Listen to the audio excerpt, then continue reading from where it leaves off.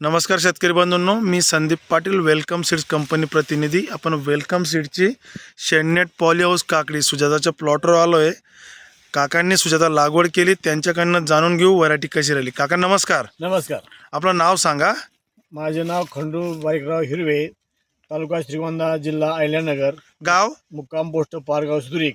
माझा mobile number 9764 40 27.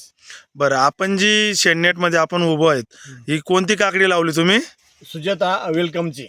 लागवड तारीख कधीची आहे? 16 जूनची. 16 जून. हो, किती तोडा चालू आहे? हे तिथं तोडा आहे.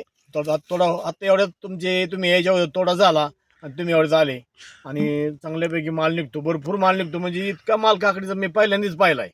बरं, तुम्ही म्हणजे कुठं विकताय ती?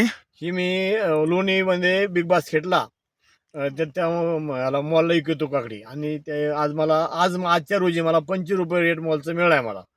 बरं, एका तोड्याला किती माल निघतो तरी एका साधारण? तोड्याला कसा काढला तरी 1200 किलो माल निघतो. म्हणजे रोज 1200 किलो निघतो.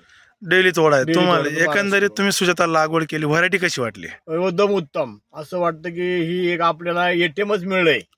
एटीएम सारखा पैसा रोजची रोज मिळतो. आणि फक्त जो शेतकरी दक्ष राहीन, नियोजन करीन, त्याचेच पैसे होणार आहेत. ही बी खरं आहे. हा, काळजी घेणं महत्वाचं काळजी आहे. घेणं फार महत्वाचं आहे. पाऊस आला तर सगळ्या गोष्टीची फवारणी वगैरे शेड्यूल व्यवस्थित पाहिजे. शेड्यूल व्यवस्थित करणे. काकडी लावून देऊन गावात जायला जमणार नाही. बरोबर. व्हरायटी बद्दल तुम्ही समाधानी आहेत? खूप समाधानी. व्हरायटी या वेलकम बद्दल असं चाललं की एकदम मस्तपैकी चांगले समाधानी आहे. आणि आम्हाला यातून चांगला पैसा मिळण्याचा भविष्य दिसतंय आम्हाला. आणि आता माझ्या 3 खेपामध्येच माझे 75,000 झाले.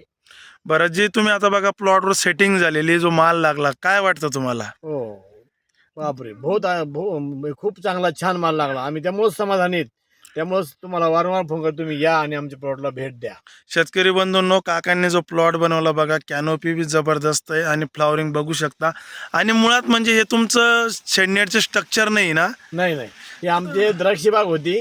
द्राक्षी बाग काढून मी ह्या निर्णय का घेतला, कारण तर काकडीमध्ये तर द्राक्षापेक्षा पैसे जास्त व्हायला लागले. आणि द्राक्षाचं कसं आहे, 12 महिने ही 12 महिन्यात मी 2 पिकं तर आरामशीर घेऊ शकतो काकडीची. मी 1 पिकामध्ये माझा एक अंदाज आहे, कसं की एक पिकामध्ये मला 10 ते 12 लाख रुपये उरतील असं माझा अंदाज पक्का आहे.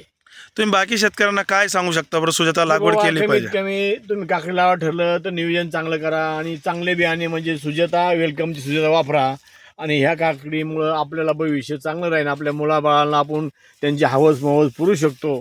आणि चांगल्यापैकी त्यांना आपण शैक्षणिक खर्च असो, त्यांचा लग्नाचा खर्च असो, चांगल्यापैकी आपण करू शकतो.